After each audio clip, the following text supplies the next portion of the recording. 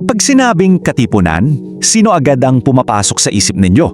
Siyempre, si Andres Bonifacio, si Emilio Jacinto, yung supremo at yung utak ng Katipunan, di ba? Pero, teka, alam nyo ba na may pangatlong tao sa pinaka-inner circle nila?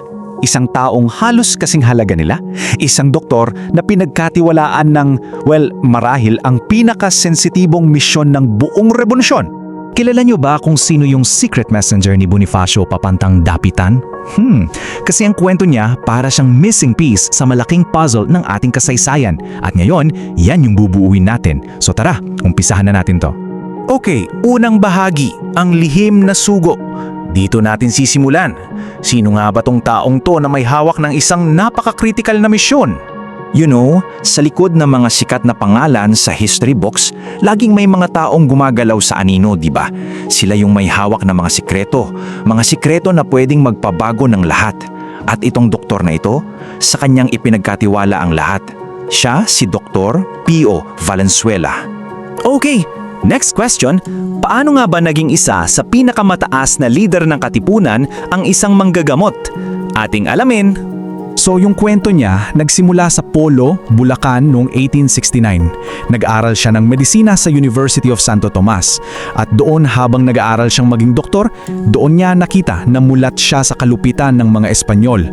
Kaya naman noong 1892, at the age of 23, imagine, 23 anyos lang siya, isa na siya sa mga unang-unang sumali sa kakabuo pa lang na Katipunan. At hindi lang siya ordinaryong miyembro ha. Hindi po. Agad siyang umangat at naging parte ng tinatawag na Kamara Reina. Ano to? Well, ito lang naman yung top 3 leaders ng buong samahan. So isipin nyo, ang kasama niya sa tuktok, si Bonifacio at si Jacinto. Ganong kalaki ang tiwala sa kanya. Pero hindi lang yun. Eto pa, naging fiscal siya at tagapamahala ng palimbagan. Ibig sabihin, isa siya sa mga utak sa likod ng Kalayaan, yung official newspaper ng Katipunan. At itong dyaryo na to, grabe ang epekto. Ito yung parang nagpaapoy sa damdamin ng libu-libong Pilipino para sumali sa kilusan. At eto na, dito na tayo sa puso ng kwento niya, yung super delikado at top secret na misyon sa dapitan. Ang pakay, kausapin si Jose Rizal. I-picture nyo to, June 1896. Sobrang higpit ng mga Espanyol. Bawat galaw may mata, bawat kilos binabantayan. Tapos, sa gitna ng lahat ng yan, inutusan ni Bonifacio si Valenzuela para sa isang misyon na pwedeng ikamatay niya. So yung misyon, puntahan at kausapin si Jose Rizal. Paano? Ito ang galing ng plano. Nagdala si Valenzuela ng isang pasyenteng bulag, kunwari, kailangan nila ng tulong ni Rizal na isang kilalang eye doctor. Ang galing ng alibay, di ba? At doon, sa takip ng dilim, nangyari ang isa sa pinakamahalagang pag-uusap sa kasaysayan natin. At dito nagkaroon ng malaking issue. Kasi yung plano ng Katipunan, simple lang. Revolusyon na, ngayon na. Pero ang payo daw ni Rizal, ayon mismo sa testimonya ni Valenzuela, teka muna, huwag padalos-dalos. Kailangan daw muna ng sapat na armas at kailangan makuha ang suporta ng mga mayayaman. So dalawang magkaibang plano. At diyan nagsimula ang kontrobersya.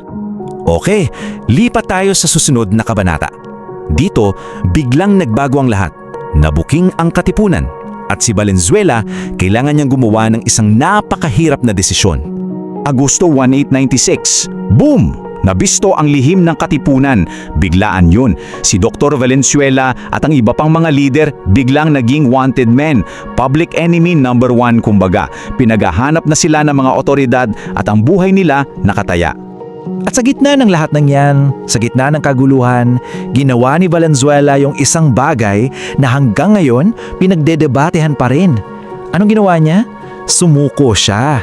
Sumuko siya sa mga Espanyol. At yung tanong ng lahat, bakit? Bakit gagawin nyo nag-isang top-ranking official ng Katipunan? At yung sumunod na nangyari, ito yung pinakamabigat na bahagi. Dahil sa matinding interrogation, yung mga sinabi niya, yung mga testimonya niya ay ginamit na ebidensya laban sa mga kapwa Katipunero. At ginamit din laban kay Jose Rizal mismo. Ito yung madilim na kabanata sa kwento niya na hanggang ngayon ay sinusuri pa rin. So, sa huling bahagi, tingnan natin ang kanyang pamana. Ano ba ang iniwan niya? Paano natin siya dapat alalahanin sa ating kasaysayan? Kasi ang legacy ni Dr. Pio Valenzuela para siyang dalawang mukha ng iisang barya.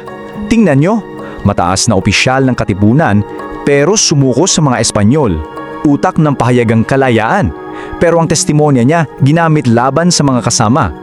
Isang doktor ng mga revolusyonaryo na naging lingkod bayan pagkatapos ng digmaan. Ang gulo, di ba? Sobrang komplikado. At nabuhay siya ng matagal. Pumanaw siya noong 1956 sa edad na 86.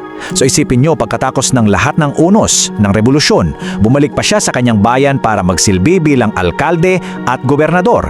Ipinagpatuloy niya ang paglilingkod pero sa ibang paraan na.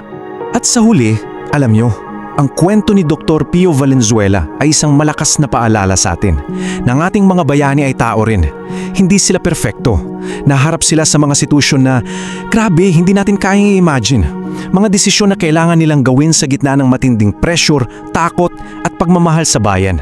Kaya yung tanong, ibabalik ko sa inyo, si Dr. Pio Valenzuela ba para sa inyo ay isang bayani? O isang biktima lang ng napakagulong panahon? Kayo na ang humusga. Dahil ang kanyang kwento ay nagpapatunay lang na ang kasaysayan, hindi yan black and white. At ang pagiging bayani, mas komplikado pala kesa sa inaakala natin. Kung nagustuhan mo ang kwentong ito, huwag kalimutang i-like ang video, mag-subscribe at i-on ang notification bell para sa iba pang alamat at kwentong bayan. I-share mo rin ito para mas marami pang Pilipino ang makaalala ng kagandahan ng ating mga kwento.